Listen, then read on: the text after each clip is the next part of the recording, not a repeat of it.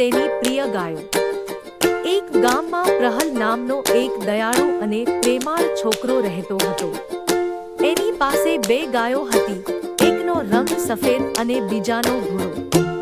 પ્રહલ પ્રેમથી એમને ગૌરી અને ચંપા બોલાવતો।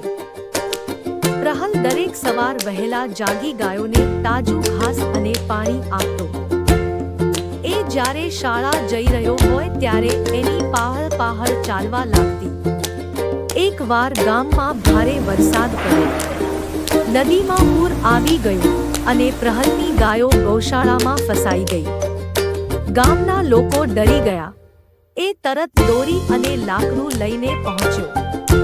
ગામલોકોના સહાયથી એ ગૌરી અને ચંપાને સુરક્ષિત બહાર લાવ્યો। બધાએ પ્રહલના હિંમત અને પ્રેમની પ્રશંસા કરી।